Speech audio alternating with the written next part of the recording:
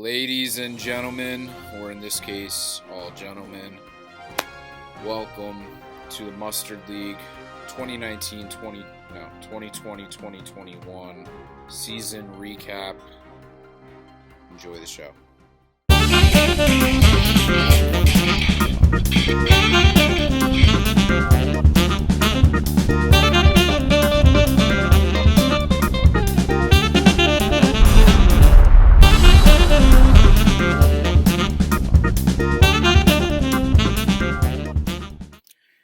Just a couple words here to get us all started. Truly, actually was a great season amidst all the craziness. It was nice to see a little competition. We'll get to the shit talking in a minute. It was great to have the group chat going. I love doing this. It's a shit ton of time, I'm not going to lie. Editing this video, I'm like a minute in, and I've already spent like fucking half an hour on this. Great season. Great season all around. A lot of ups and downs. It was competitive throughout the entire thing, and that's what's fun. Like, literally refreshing the scores this entire week, seeing if I was going to get the bye, seeing who's going to make playoffs. The last 4 weeks have all been fucking wildly competitive. So, hats off to you guys. Great year. It's nice doing the same thing with the same group of people every fucking year. Outside of Roni, next year we're getting together. Let's do the fucking draft in person. Fucking drink, smoke, have a good time. Appreciate all you guys. Appreciate the engagement. Malik, pay me. JJ, pay me. Love you guys. We're going to start with the bottom up and work our way through. First, we start with G-Mambo money, or G-Mambo broke in this scenario.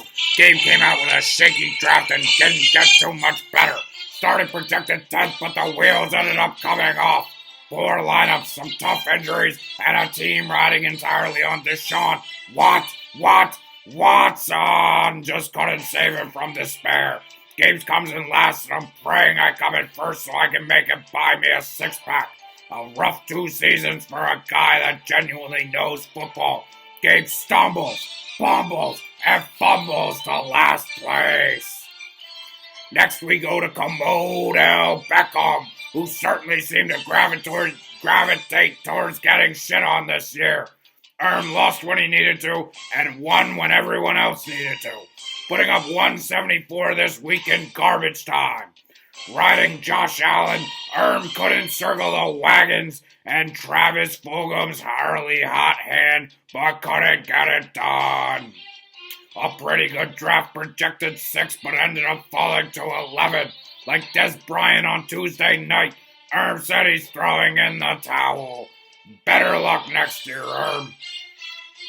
Whoop! In the 10th spot, we move to Others of the Dark Saw is the law. Or simply put, JJ. JJ came out of the draft with a first-round selection of Miles Sanders. High upside, but ended up just not performing. Ranked 29th for running backs in the league right now. Winners and losers are made in the first round, and this Saquon backup just couldn't hit pay dirt. And JJ ends up losing some close ones. But enough in a row lands him in the 10th spot. TY for the money in advance. JJ falls to number 10. Moving to the 9th spot, we have an absolute stone cold stutter. Boom down, boom. RJ lands in the 9th spot, and it just goes to show the competitive nature of the Mustard League. A guy that was putting up near 200 in the early weeks falls to the bottom of the barrel. Zeke came out hungry, but like a cheap Chinese food buffet, ended up getting stuffed after the first few rounds. A serious contender falls out of playoff contention and lands in the number 9 spot. Up to number 8, we find Matt. If only the rest of my team was as good as my receiving corps, I would own this league. Set Crushers. A decent showing, but DK.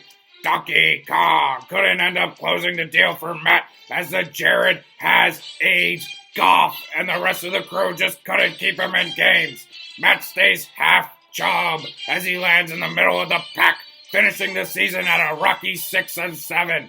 Back.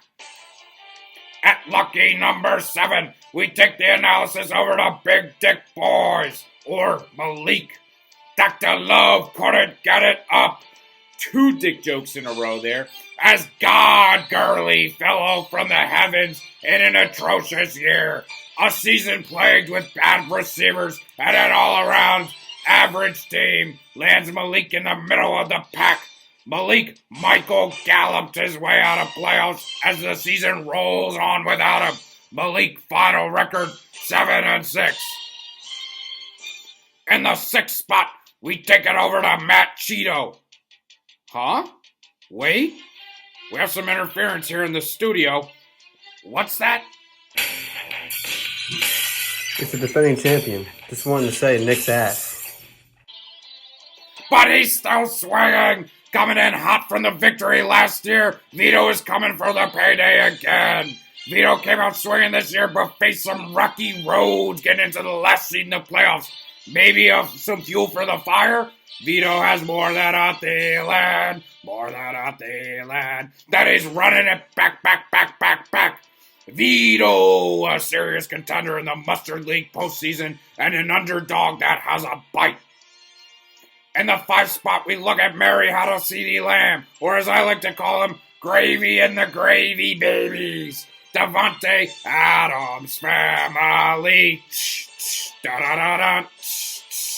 Takes the number 5 spot with some serious big playability. With the 2nd best draft, Gravy Chase Claypooled his way into the postseason and has some shit talking to do. We cut it over to Gravy. You don't know me, but you should, because I'm Gravy. I'm about to be your next motherfucking champ. Frankly, something that I don't think a lot of us have said. That Dalvin Cook trade, is that collusion? Wow, some performance. Get that man an Oscar. In the number 4 spot, we take it over to Kutztown Natty Ice, i.e. the only one that talks more in the group chat than Vito. Nick has been a threat since day one, and it's no surprise to see him in the postseason. Riding a different lineup every week, this guy must listen to his fantasy podcasts. A good drafter and a great GM, Bianchini comes to the playoffs in a smoking wreck, getting absolutely hosed by Erm, costing him a potential bye. But don't count him out.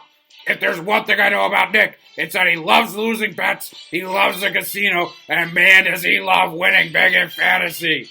Nick ends the year on a 3-game losing streak at 8-5. Huh? What?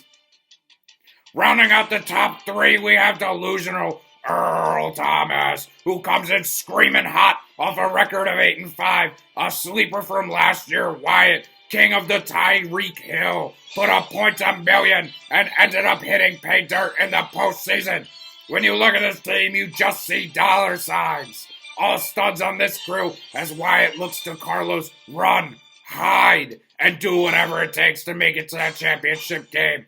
But with some injuries across the board, it could be a rocky road. In the number 2 spot, it's yours truly, the Commish.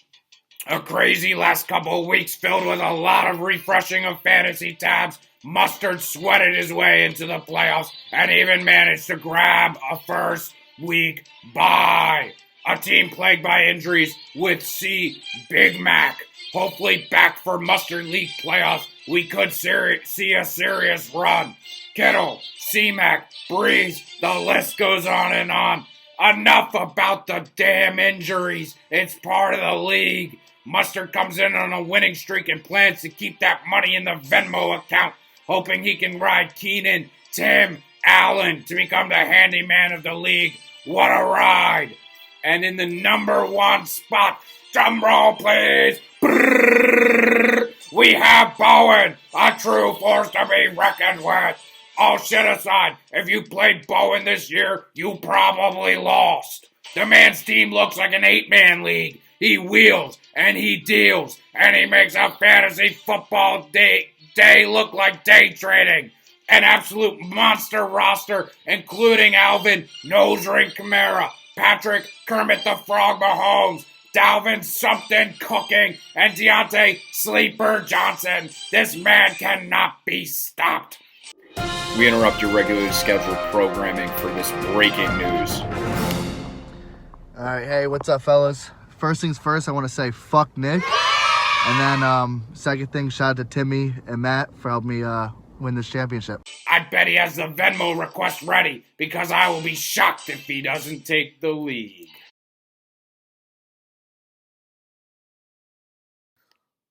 Needed to take a break. A little hard cut. It's part of the editing biz, don't worry. Great season. Great season. Great season. Appreciate you all. Hopefully I have this out in a timely manner. Who knows? I'll be surprised, just as surprised as you guys are. Happy playoffs. Merry Christmas. Happy New Year. Check out the tree.